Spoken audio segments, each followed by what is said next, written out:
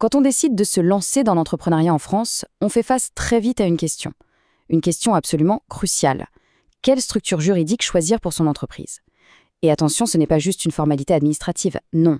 Ce choix va impacter la fiscalité, la protection sociale et même, soyons clairs, tout l'avenir du projet. Alors, comment s'y retrouver? Quelle est la bonne structure? C'est la question à laquelle on va tenter de répondre.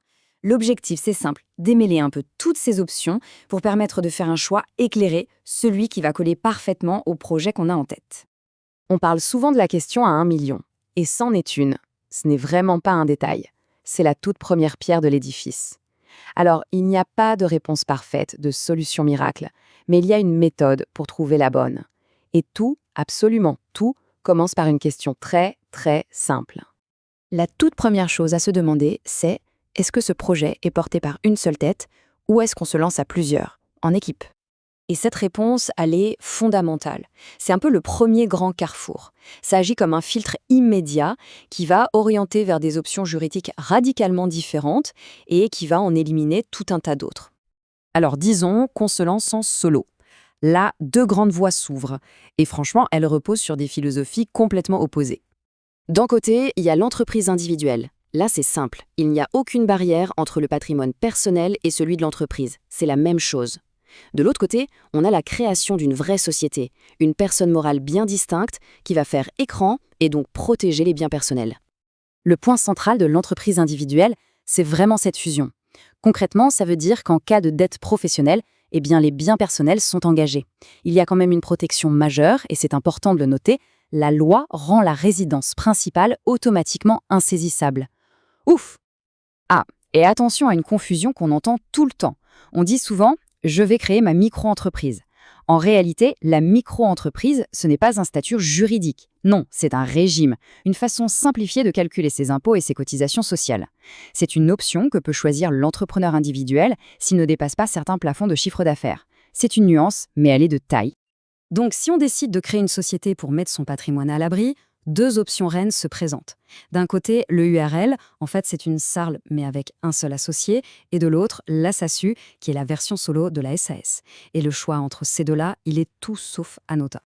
Et voilà, on arrive au cœur du réacteur pour beaucoup de créateurs d'entreprises. ERL ou SASU.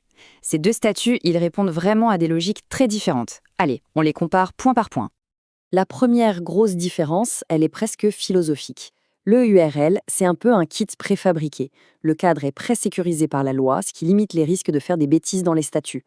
La SASU, à l'inverse, c'est le royaume de la liberté.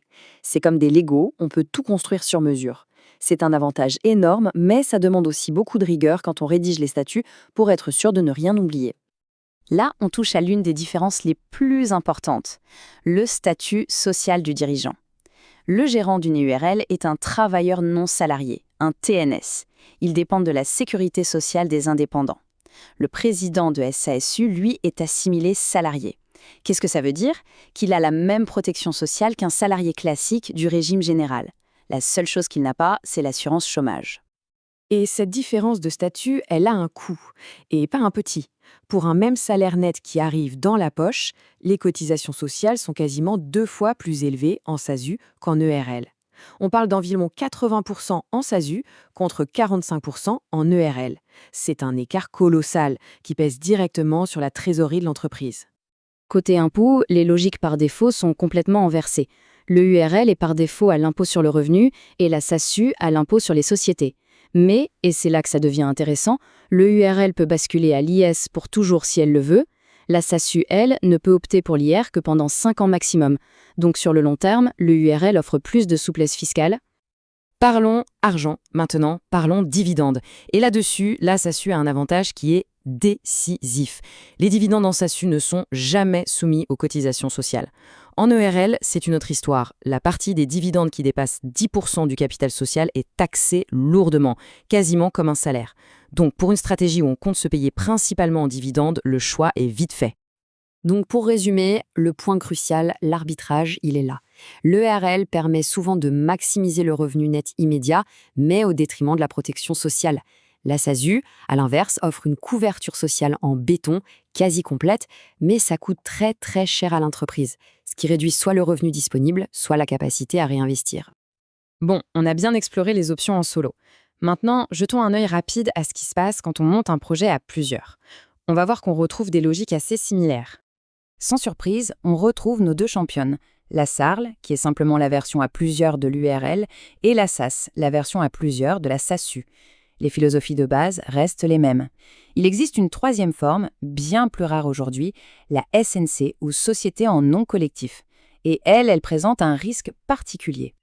Cette phrase, elle fait un peu froid dans le dos, mais elle résume parfaitement le danger de la SNC. Indéfiniment, ça veut dire que l'intégralité du patrimoine personnel des associés est engagée. Et solidairement, ça veut dire qu'un créancier peut réclamer 100% de la dette à un seul des associés. Charge à lui ensuite de se débrouiller pour récupérer la part des autres.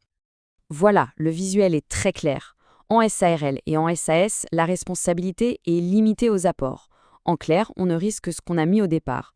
En SNC, il n'y a aucune protection, aucune barrière. C'est pour ça que cette forme est devenue très rare. On la trouve encore pour des cas très précis, comme les bureaux de tabac par exemple. Bon, après tout ce tour d'horizon, il est temps de synthétiser. Comment on utilise toutes ces informations pour prendre la bonne décision pour son projet?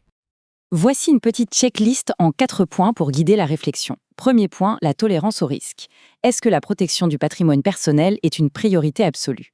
Deuxième point, la protection sociale. Quel niveau de couverture est souhaité? Troisièmement, les perspectives de croissance. Est-ce qu'on envisage de faire entrer des investisseurs plus tard? Et enfin, quatrièmement, la stratégie de rémunération. Salaire ou dividende? C'est souvent cette dernière question qui sera l'arbitre final entre EURL et SASU. Cette citation, elle résume absolument tout. L'objectif, ce n'est pas de trouver la meilleure structure dans l'absolu, ça n'existe pas. L'objectif, c'est de trouver celle qui est parfaitement taillée pour un projet, pour une ambition et pour une situation personnelle donnée. Au final, choisir sa structure juridique, c'est vraiment le premier acte de construction de son entreprise. C'est poser les fondations. Il n'y a pas de bonne ou de mauvaise réponse, il y a seulement le meilleur alignement possible avec un projet. Alors, quelle histoire entrepreneuriale va pouvoir commencer à s'écrire?